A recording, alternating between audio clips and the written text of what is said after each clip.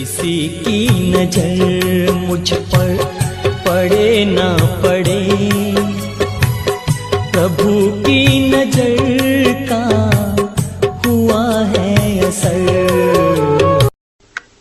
ओम शांति। 10 जनवरी 2026 बाबा के महावाक्य।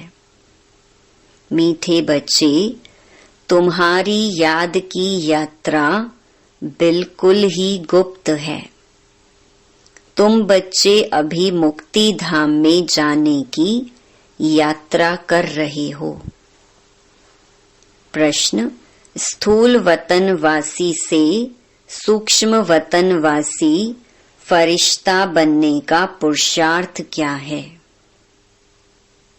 उत्तर, सूक्ष्म वतनवासी फरिश्ता बनना है तो रूहानी सर्विस में हड्डी हड्डी स्वाहा करो। बिना हड्डी स्वाहा किए फरिश्ता नहीं बन सकते, क्योंकि फरिश्ते बिगर हड्डी मांस के होते हैं। इस बेहद की सेवा में ददीची ऋषि की तरह हड्डी हड्डी लगानी है, तभी व्यक्त से अव्यक्त बनेंगे। गीत धीरज धर मनवा। ओम शांति। बच्चों को इस गीत से इशारा मिला कि धीरज धरो। बच्चे जानते हैं हम श्रीमत पर पुरुषार्थ कर रहे हैं और जानते हैं कि हम इस गुप्त योग की यात्रा पर हैं। वह यात्रा अपने समय पर पूरी होनी है। मुख्य है ही यह यात्रा, जिसको तुम्हारे सिवाय और कोई भी नहीं जानते हैं। यात्रा पर जाना है जरूर, और ले जाने वाला पंडा भी चाहिए। इसका नाम ही रखा हुआ है पांडव सेना। अब यात्रा पर है, स्थूल लड़ाई की कोई बात नहीं है। हर एक बात गुप्त है। यात्रा भी बड़ी गुप्त है, शास्त्रों में भी है। बाप कहते हैं, मुझे याद करो तो मेरे पास आकर पहुंचेंगे। यह यात्रा तो हुई ना। बाप सब शास्त्रों का सार बताते हैं, प्रैक्टिकल में एक्ट में ले आते हैं। हम आत्माओं को यात्रा पर जाना है अपने निर्वाण धाम। विचार करो तो समझ सकते हैं। यह है मुक्ति धाम की सच्ची यात्रा। सब चाहते हैं हम मुक्ति धाम में जाएं। यह यात्रा करने के लिए कोई मुक्ति धाम का रास्ता बताए, परंतु बाप तो अपने समय पर आपे ही आते हैं, जिस समय को कोई नहीं जानते हैं। बाप आकर समझाते हैं तो बच्चों को निश्चय होता है। बरोबर यह सच्ची यात्रा है जो गाई हुई है। भगवान ने यह यात्रा सिखाई थी, मन मना भव मध्याजी भव। यह अक्षर भी तुम्हारे काम के बहुत हैं। सिर्फ किसने कहा, यह भूल कर दी है। कहते हैं देह सहित देह के संबंधों को भूल जाओ। इनको ब्रह्मा बाबा को भी देह है। इनको भी समझाने वाला दूसरा है, जिसको अपनी देह नहीं है। वह बाप है विचित्र, उनको कोई चित्र नहीं है। और तो सबके चित्र हैं। सारी दुनिया चित्रशाला है। विचित्र और चित्र अर्थात जीव और आत्मा का यह मनुष्य स्वरूप बना हुआ है। तो वह बाप है विचित्र। समझाते हैं मुझे इस चित्र का आधार लेना पड़ता है। बरोबर शास्त्रों में है, भगवान ने कहा था जबकि महाभारत लड़ाई भी लगी थी। राजयोग सिखाते थे, जरूर राजाई स्थापन हुई थी, अभी तो राजाई है नहीं। राजयोग भगवान ने सिखाया था नई दुनिया के लिए, क्योंकि विनाश सामने खड़ा था। समझाया जाता है ऐसा हुआ था जबकि स्वर्ग की स्थापना हुई थी। वह लक्ष्मी नारायण का राज्य स्थापन हुआ था। अभी तुम्हारी बुद्धि में है सतयुग था, अभी कलयुग है। फिर बाप वही बातें समझाते हैं। ऐसा तो कोई कह न सके कि मैं परम धाम से आया हूँ तुमको वापस ले जाने। परम पिता परमात्मा ही कह सकते हैं ब्रह्मा द्वारा, और किसके द्वारा भी कह नहीं सकते। सूक्ष्म वतन में है ही ब्रह्मा विष्णु शंकर। ब्रह्मा के लिए भी समझाया है कि वह है अव्यक्त ब्रह्मा और यह है व्यक्त। तुम अभी फरिश्ता बनते हो। फरिश्ते स्थूल वतन में नहीं होते। फरिश्तों को हड्डी मांस नहीं होता है। यहाँ इस रूहानी सर्विस में हड्डी आदि सब खलास कर देते हैं, फिर फरिश्ते बन जाते हैं। अभी तो हड्डी है ना, यह भी लिखा हुआ है, अपनी हड्डियां भी सर्विस में दे दी। गोया अपनी हड्डियां खलास करते हैं। स्थूल वतन से सूक्ष्म वतन वासी बनना है। यहाँ हम हड्डी देकर सूक्ष्म बन जाते हैं। इस सर्विस में सब स्वाहा करना है। याद में रहते रहते हम फरिश्ते बन जाएंगे। यह भी गाया हुआ है, मिरुआ मौत मलुक का शिकार। मलुक फरिश्ते को कहा जाता है। तुम मनुष्य से फरिश्ते बनते हो, तुमको देवता नहीं कह सकते। यहाँ तो तुमको शरीर है ना। सूक्ष्म वतन का वर्णन अभी होता है। योग में रह फिर फरिश्ते बन जाते हैं। पिछाड़ी में तुम फरिश्ते बन जाएंगे। तुमको सब साक्षात्कार होगा और खुशी होगी। मनुष्य तो सब काल का शिकार हो जाएंगे। तुम्हारे में जो महावीर हैं वह तो अडोल रहेंगे। बाकी क्या क्या होता रहेगा। विनाश की सीन तो होनी है ना। अर्जुन को विनाश का साक्षात्कार हुआ। एक अर्जुन की बात नहीं है। तुम बच्चों को विनाश और स्थापना का साक्षात्कार होता है। पहले पहले बाबा को भी विनाश का साक्षात्कार हुआ। उस समय ज्ञान तो कुछ था नहीं। देखा सृष्टि का विनाश हो रहा है। फिर चतुर्भुज का साक्षात्कार हुआ। समझने लगे यह तो अच्छा है। विनाश के बाद हम विश्व के मालिक बनते हैं तो खुशी आ गई। अभी यह दुनिया नहीं जानती कि विनाश तो अच्छा है ना। पीस के लिए प्रयत्न करते हैं, परंतु आखिरीन विनाश तो होना है। याद करते हैं पतित पावन आओ, तो बाप आएंगे जरूर। आकर पावन दुनिया स्थापन करेंगे, जिसमें हम राजाई करेंगे। यह तो अच्छा है ना। पतित पावन को क्यों याद करते हैं? क्योंकि दुख है। पावन दुनिया में देवताएं हैं, पतित दुनिया में तो देवताओं के पैर आ नहीं सकते। तो जरूर पतित दुनिया का विनाश होना चाहिए। गाया हुआ भी है महाविनाश हुआ। उसके बाद क्या होता है? एक धर्म की स्थापना। सो तो ऐसे होगी ना। यहाँ से राजयोग सीखेंगे।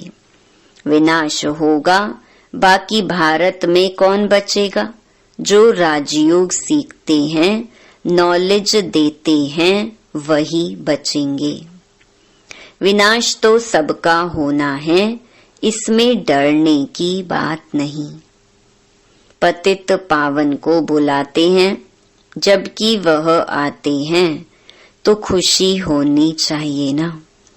बाप कहते हैं विकारों में मत जाओ, इन विकारों पर जीत पाओ व दान दे दो तो ग्रहण छूटे। भारत का ग्रहण छूटता जरूर है, काले से गोरा बनना है। सतयुग में पवित्र देवताएं थे, वह जरूर यहाँ बने होंगे। तुम जानते हो हम श्रीमत से निर्विकारी बनते हैं।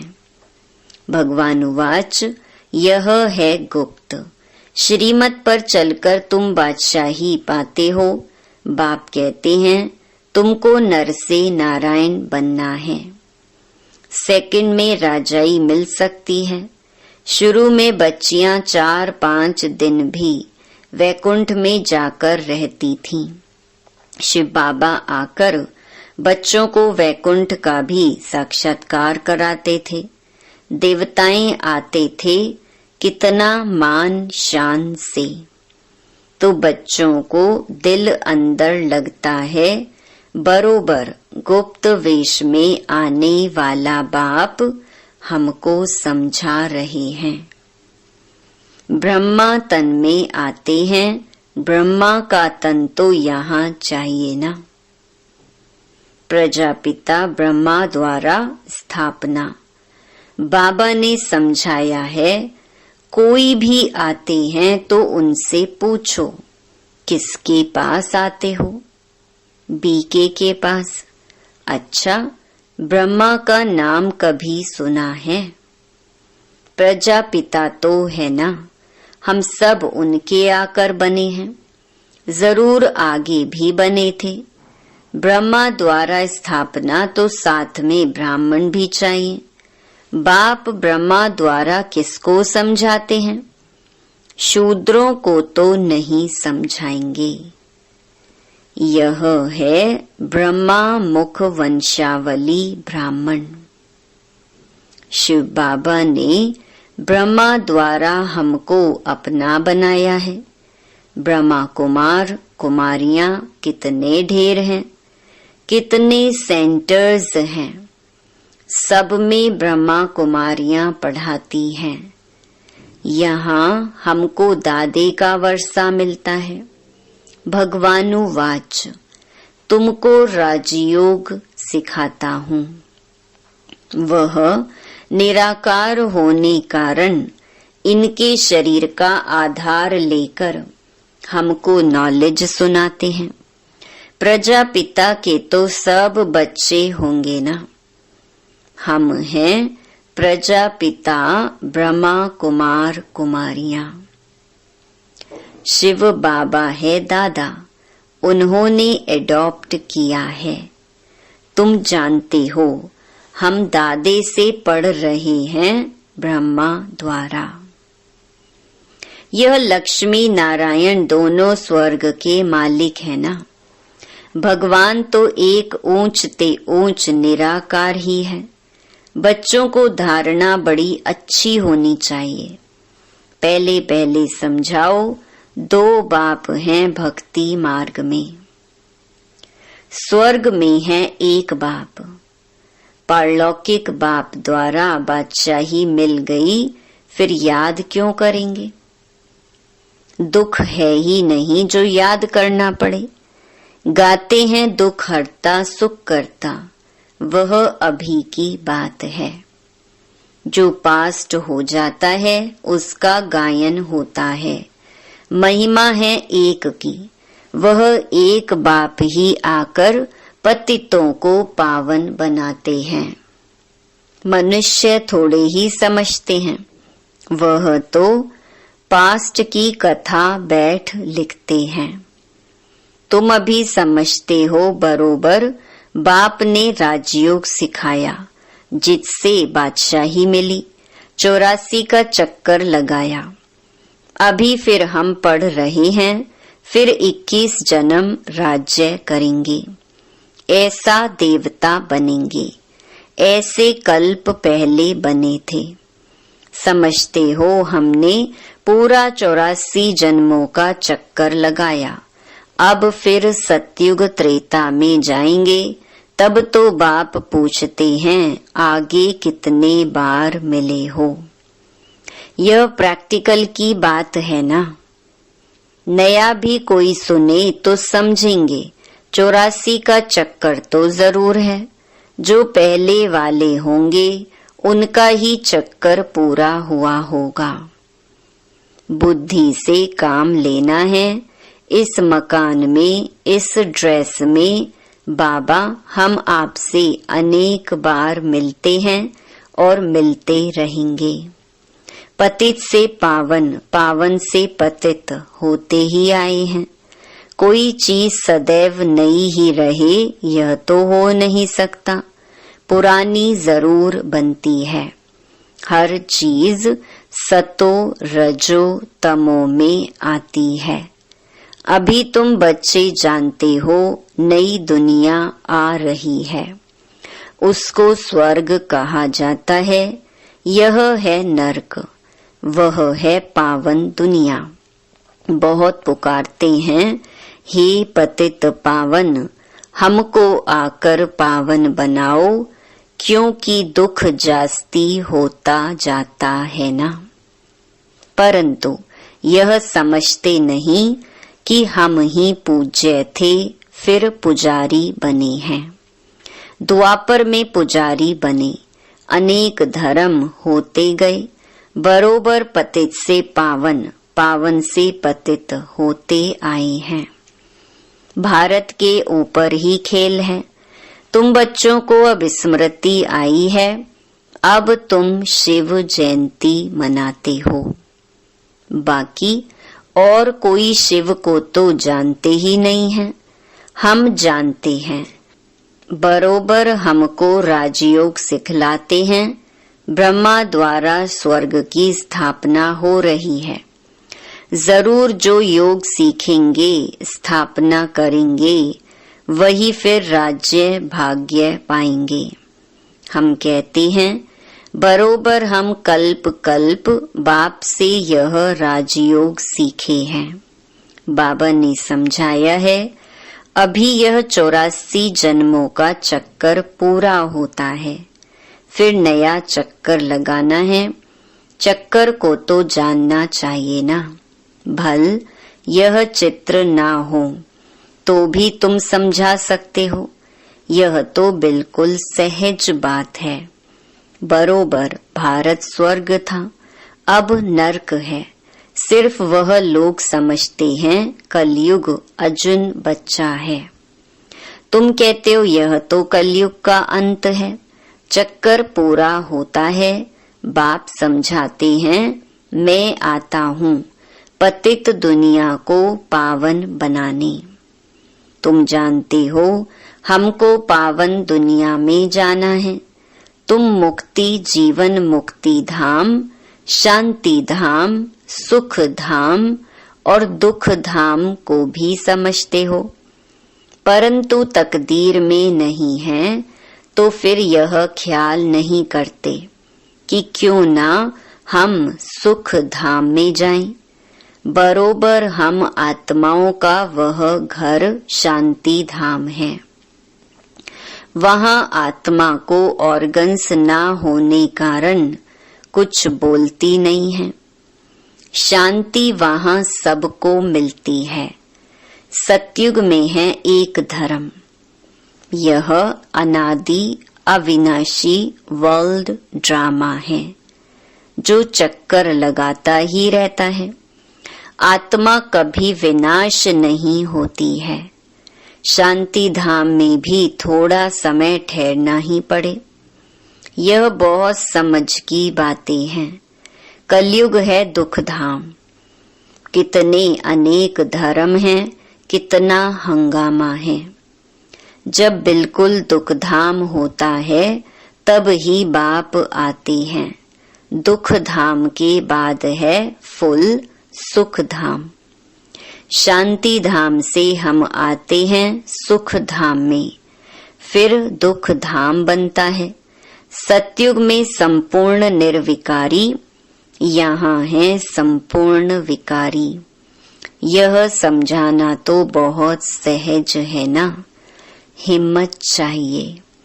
कहाँ भी जाकर समझाओ, यह भी लिखा हुआ है। हनुमान सत्संग में पीछे जूतियों में जाकर बैठता था, तो महावीर जो होंगे वह कहाँ भी जाकर युक्ति से सुनेंगे, देखें क्या बोलते हैं। तुम ड्रेस बदलकर कहाँ भी जा सकते हो उनका कल्याण करने। बाबा भी गुप्त वेश में तुम्हारा कल्याण कर रहे हैं ना। मंदिरों में कहाँ भी निमंत्रण मिलता है तो जाकर समझाना है। दिन प्रतिदिन तुम होशियार होते जाते हो। सबको बाप का परिचय तो देना ही है, ट्रायल करनी होती है। यह तो गाया हुआ है। पिछाड़ी में सन्यासी राजाएं आदि आए। राजा जनक को सेकंड में जीवन मुक्ति मिली। वह फिर जाकर त्रेता में अनुजनक बना। अच्छा, मीठे मीठे सिकिलधे बच्चों प्रति मात पिता बाप दादा का याद प्यार और गुड मॉर्निंग। रूहानी बाप की रूहानी बच्चों को नमस्ते। धारणा के लिए मुख्य सार।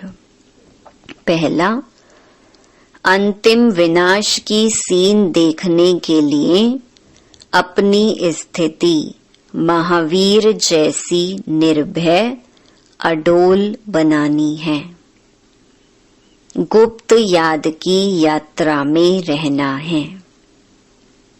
दूसरा, अव्यक्त वतनवासी फरिश्ता बनने के लिए बेहद सेवा में ददीची ऋषि की तरह अपनी हड्डी हड्डी स्वाहा करनी है।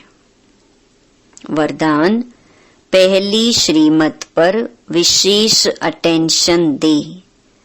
फाउंडेशन को मजबूत बनाने वाले सहज योगी भव। बाप दादा की नंबर 1 श्रीमत है कि अपने को आत्मा समझकर बाप को याद करो। यदि आत्मा के बजाय अपने को साधारण शरीरधारी समझते हो तो याद टिक नहीं सकती। वैसे भी कोई दो चीजों को जब जोड़ा जाता है तो पहले समान बनाते हैं। ऐसे ही आत्मा समझकर याद करो तो याद सहज हो जाएगी। यह श्रीमत ही मुख्य फाउंडेशन है। इस बात पर बार बार अटेंशन दो तो सहज योगी बन जाएंगे। स्लोगन, कर्म आत्मा का दर्शन कराने वाला दर्पण है। इसीलिए कर्म द्वारा शक्ति स्वरूप को प्रत्यक्ष करो। अव्यक्त इशारे, इस अव्यक्ति मास में बंधन मुक्त रहे, जीवन मुक्त स्थिति का अनुभव करो। ब्राह्मण सो फरिश्ता अर्थात जीवन मुक्त। जीवन बंध नहीं, न देह का बंधन, न देह के संबंध का बंधन, न देह के पदार्थों का बंधन। अगर अपनी देह का लगाव खत्म किया तो देह के संबंध और पदार्थ का बंधन आपे ही खत्म हो जाएगा। ऐसे नहीं कोशिश करेंगे। कोशिश शब्द ही सिद्ध करता है कि पुरानी दुनिया की कशिश है। इसीलिए कोशिश शब्द समाप्त करो, देहे भान को छोड़ो। अच्छा, ओम शांति।